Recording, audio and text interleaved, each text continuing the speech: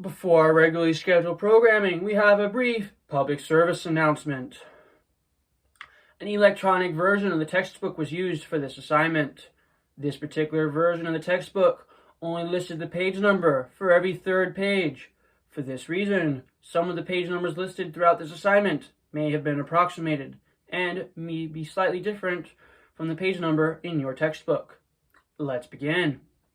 In Chapter 1, on page 18, one of the key concepts discussed was the importance of viewing marketing situations through a job-centric lens rather than a product-centric lens. The product-centric lens asks, how can we sell more of our products to the customer? Or how can we get the customer to buy more of our products? While the job-centric lens asks what job or jobs the customer hired us to do, and how well are we doing at getting that job done for the customer. In Chapter 2, on page 23, one of the key concepts discussed is the importance of interviewing people who were first there when the company was started, because these people will know what jobs the company was originally hired to do. One of the key concepts found on page 24 of Chapter 2 is the importance of asking why several times. You ask why several times while you're interviewing someone to get to the most fundamental reason behind an answer. This helps you avoid just getting a surface answer that's no good and has no real information behind it.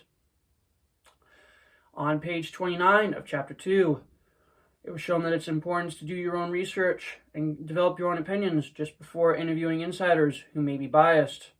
This helps you avoid getting a biased opinion from someone else, while it will be important to remain unbiased yourself while you're doing your own research.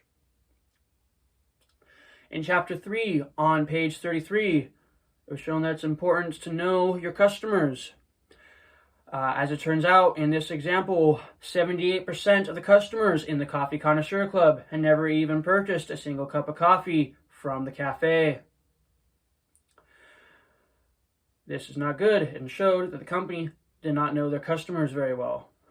In Chapter 4, on page 34, the importance of not having ego is shown. This is a key concept. Rob is shown to not have any respect for the different people in the company.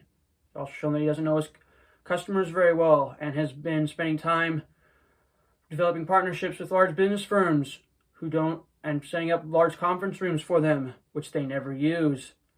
This completely reduces the amount of space for the existing customers, many of whom will start to leave.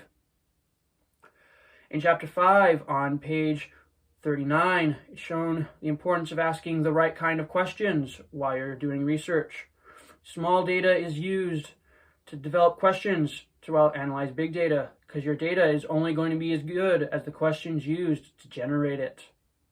The technique that they used was to interview a small number of customers and then use their answers to develop a hypothesis to analyze the larger amounts of data.